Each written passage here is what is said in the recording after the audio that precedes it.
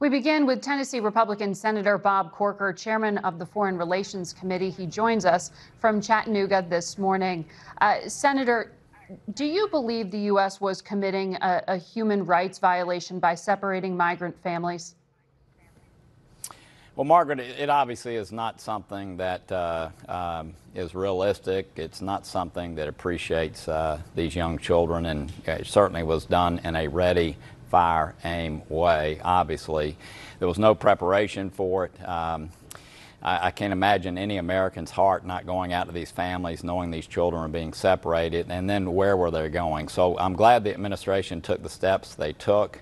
That's led to another crisis, if you will, because of the 20-day rule that exists. And so, you know, the administration obviously made a large mistake. I know that some in the White House want to use the immigration issue as a force to activate the base for elections, but obviously the president realized that was a mistake, and now it's up to us in Congress to work with them to come up with a longer-term solution. Well, on that solution, you're supporting legislation that would essentially allow for longer-term detention of families, but to be held together.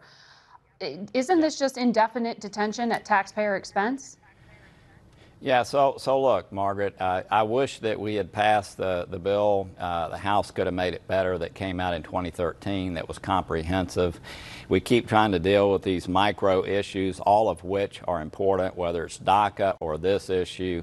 I realize that before the election that's very unlikely to occur, but we need to deal with the whole of the issue. We've got worker needs in our country. We've got this issue of we do need to be a nation of laws, and so we need to look at the whole thing. In the interim, between now and November, it's likely we will only deal with some of the micro issues, and the issue you just raised is a problem. So do you even have the votes this to deal with that micro issue in the Senate? I hope we will. I know that Jim Jordan's coming on next. I know the House has some things that are coming up this week. But I hope that'll be the case. I think that the Cruz-Feinstein bill, while I'm not sure every detail's been laid out in it yet, but the fact that you've got two people with such ideological differences coming together on this issue does bode for some hope in the Senate. I want to ask you about really kind of an American values question. If you take a look at the latest CBS News poll, our battleground tracker, it says 73% of Republicans say those who enter the U.S. should be punished as an example of toughness, while 27% said they should be treated well as an example of kindness. What does that say to you about the identity of your party right now? Margaret, we do need to be a nation of laws, and we need to get this right, and we need to cause legal immigration to be easier than it is. We've got needs in our country. I've just never been a part of a group that hated someone for wishing something better for their life. Maybe they have a little different color of their skin and they speak differently. I just have never hated someone who traveled through tough conditions to try to come to a place where they could realize their dreams. And so I'm just not part of that group that wants to punish. What I do want to do is make sure that we have... But the majority of Republicans polled identify as part of that group. Yeah, I understand, and I think it's a shame that what we've done with immigrants is to try to cause them to be a part of a terrorist group. I mean, many of these people truly, especially in Central America, are living in terrible conditions. And again, we need to be working with Central American governments, many of whom I've met with, on the issues there to make sure that in those countries there's more opportunity to live without threat of crime. But look, we need to enforce our laws, and when people break them, obviously, especially over and over again, there needs to be a punishment, quote, quote. But look, again, we got to realize these people are wanting to live in a place like we live. We're the most fortunate people on earth to live in this country. Yeah. That's why people are drawn to us. And again, I don't want to enforce laws out of a sense of hate or animosity towards people who want to live a life like I do.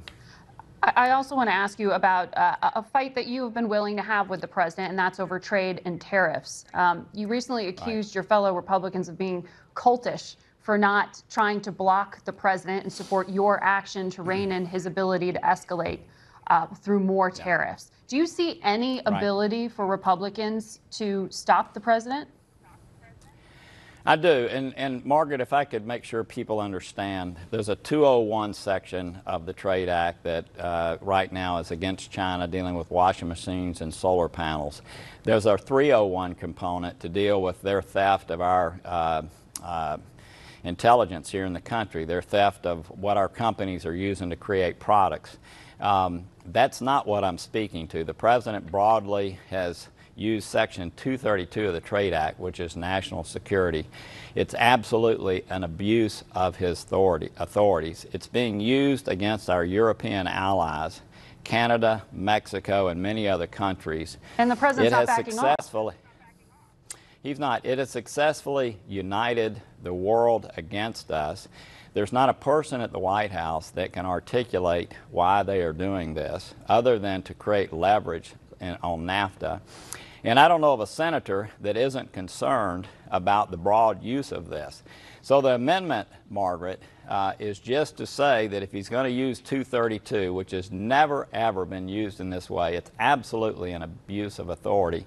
If he's going to use it, once he completes negotiations on tariffs, he should bring it to Congress. It's our responsibility. By the way, Margaret, you know, a tariff is a tax on Americans. How do you get this Presidents passed, cannot put tax. Well, I think there's a jailbreak brewing. I really do. I think people, especially as these tariffs are being put in place against us, these countermeasures, and as people realize that 22,000 companies have asked for exemptions. The White House has only, or the Commerce Department has only dealt with 98 of those. There's no basis to deal with them. It's not unlike what happened on the immigration issue where there was no preparation. Yeah. Are they going to grant these exclusions based on political contributions? Senator, we've got Are they going to base them on something else? So we're getting ready to have a similar situation to what happened on the immigration policy, and I'm hoping there will be a jailbreak and that we will move towards passing this legislation. We will watch for that jailbreak, Senator. Thank you for joining us. Thank you. We